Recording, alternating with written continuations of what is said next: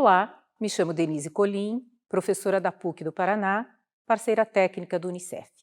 Vou iniciar essa aula explicando os instrumentos de financiamento no Sistema Único de Assistência Social para uma melhor compreensão do processo de adesão, execução, prestação de contas relativos aos recursos financeiros destinados aos serviços, programas, projetos e benefícios socioassistenciais.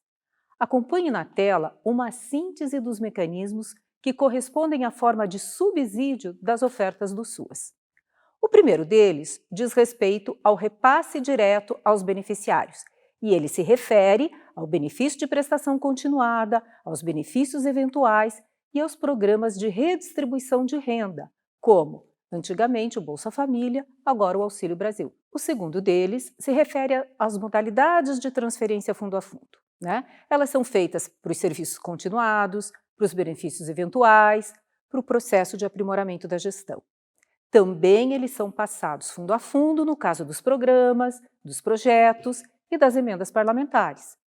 E um terceiro momento é o dos convênios e contrato de repasses. Eles são fundo a fundo, mas eles são para objetos específicos, como obras, emendas parlamentares, que não estão naquela outra modalidade.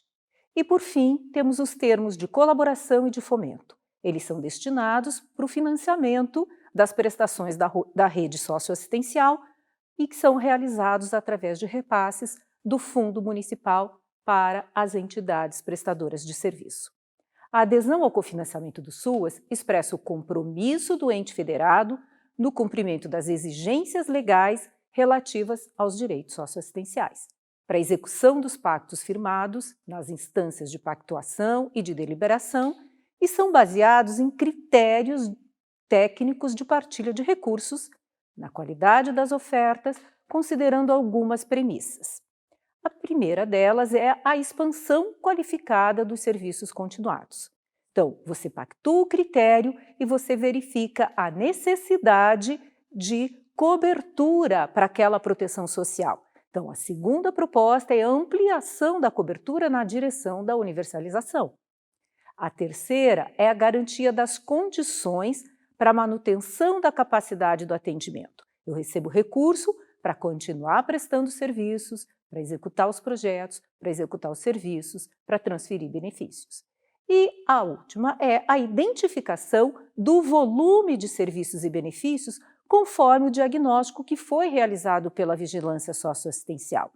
A vigilância levantou as demandas e aí pactua critérios de partilha e faz a cobertura em cima destas localidades e em cima dessas ofertas que foram sinalizadas como necessárias.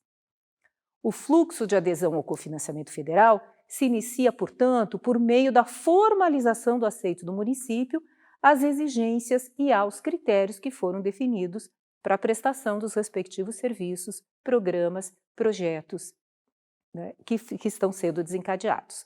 Essa adesão ela ocorre através dos termos de adesão ao cofinanciamento fundo a fundo, ou seja, os repasses dos recursos da conta da União vão para os fundos estaduais e para os fundos municipais, ou seja, para aquele ente que vai prestar o atendimento.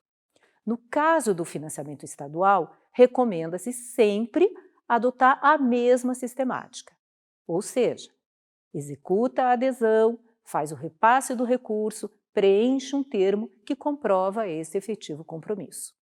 Já que é um sistema único, as esferas são orientadas por este direcionamento federal. Os recursos a serem disponibilizados e seu atendimento físico correspondente é baseado, portanto, em parâmetros como a capacidade do atendimento e devem ser inseridos no plano de ação. O plano de ação é um instrumento informatizado de planejamento e ele vai compor o SUAS Web, que é um aplicativo da chamada rede SUAS. Esse instrumento, o plano de ação, é disponibilizado pelo Ministério, que é responsável pela política de assistência social, e faz o lançamento dos dados e validação anual das informações relativas às aplicações, às transferências regulares e automáticas na modalidade fundo a fundo, do cofinanciamento federal, estadual, municipal e do Distrito Federal na área da assistência social. No plano de ação são lançadas, portanto, informações referentes à proposta de atendimento físico, nas ofertas que serão cofinanciadas e à proposta de financiamento. Nós temos, então, montante de atendimento e recursos financeiros. Como você está vendo comigo na tela, né, nós temos uma entrada do menu na página inicial, que é da Rede SUAS. E ali diz, na página inicial, você clica Plano de Ação e vai pesquisar o ano referente a esse plano, a esfera de governo, no seu caso municipal, a unidade da federação, então você vai pôr o nome do estado, né, vai preencher ali o nome do seu estado e o nome do seu município, e depois você entra e nas próximas imagens nós vamos apresentar um exemplo de descrição de atendimento físico relacionado às ofertas a serem viabilizadas e de valores cofinanciados para serviços como os centros de referência, os que são prestados no Centro de Referência de Assistência Social. É importante registrar que no plano de ação também são registrados incentivos financeiros e metas para a gestão do SUAS e do Programa de Transferência de Renda. Acompanhe comigo na tela. Na primeira tela, nós temos o conjunto de serviços e, portanto, você vai colocar o nome do serviço que vai ser prestado, né, como Serviço de Proteção e Atendimento Integral à Família, se for no caso do PAIF, o Serviço de Convivência e Fortalecimento de Vínculos, né, e, portanto, o piso que é correspondente a esse serviço. No PAIF, piso básico fixo. No Serviço de Convivência, piso básico variável. E depois, ao lado, aparece uma coluna com o público a ser atendido. No PAIF, as famílias referenciadas. No Serviço de Convivência, as faixas etárias, que podem ser de 0 a 6, de 7 a 12, de 12 a 15, de 15 a 17 ou de 12 a 17, acima de 60, intergeracional, da forma que o Serviço de Convivência está organizado. No item ao lado, vem a referência de pactuação. Isso significa, de acordo com o critério pactuado nas comissões intergestores, o município recebeu uma proposta de quanto ele teria direito a fazer de aceite. Então, aqui na tela a gente tem o seguinte, né? Para o PAIF, 40 mil famílias referenciadas. Você vai colocar o que você recebeu do seu próprio município. E no Serviço de Convivência, para a faixa etária de 0 a 17, né, 1.340, que aparece na tela, você vai colocar o quanto você recebeu, se recebeu esta meta para o seu município. E o que você vai aceitar e vai inserir no plano, no termo de aceite e depois vai colocar no plano de ação é a previsão do atendimento, do total que você tinha direito, quanto efetivamente você vai aderir e vai executar. No quadro abaixo, nós temos, portanto, né, o primeiro era o demonstrativo de meta, o segundo é o demonstrativo de recursos. Então, você, de novo, repete o serviço, repete o piso e põe o valor correspondente àquele percentual de meta que você se vinculou.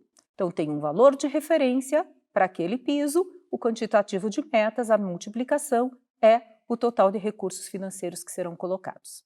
Após o lançamento das informações pelo gestor da política, o plano de ação necessariamente é aprovado pelo Conselho Municipal de Assistência Social, que também é responsável pelo devido acompanhamento da execução orçamentária e da qualidade dos serviços prestados à população.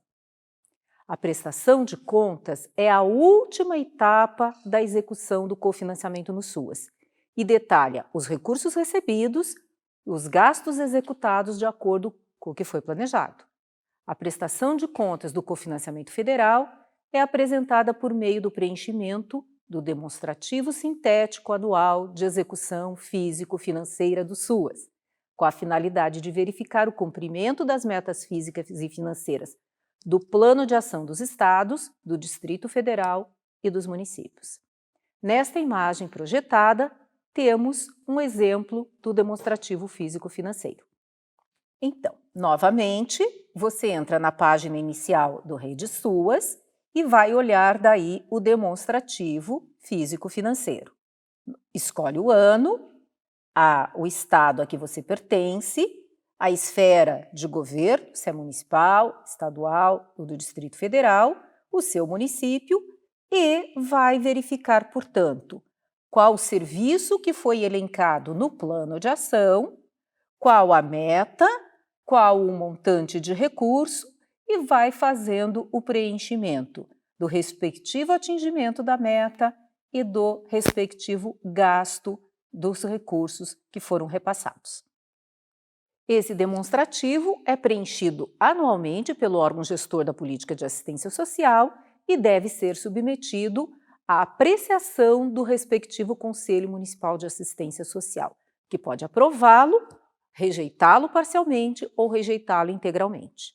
Nesse instrumento, além da apresentação da execução realizada com os recursos recebidos da esfera federal, também é demonstrada a alocação de recursos próprios do município, que é uma exigência do artigo 30 da LOAS. Já em relação aos recursos que não foram totalmente executados, é possível realizar a reprogramação dos saldos para o exercício financeiro seguinte, isto quer dizer, para o ano seguinte, desde que aprovados pelos conselhos municipais de assistência social e correspondendo ao valor de saldo naquele determinado setor e ao serviço que foi indicado como necessário na demanda levantada pela vigilância socioassistencial. Você conheceu um pouco mais sobre a lógica da gestão financeira do SUAS, especialmente sobre o processo de adesão, execução e prestação de contas. No próximo vídeo, preparamos um conteúdo sobre o sistema orçamentário e sobre o ciclo orçamentário, para que você possa compreender o papel da Lei de Diretrizes Orçamentárias e a priorização que deve ser feita do SUAS nessa peça orçamentária. Continue conosco, bons estudos e um bom trabalho.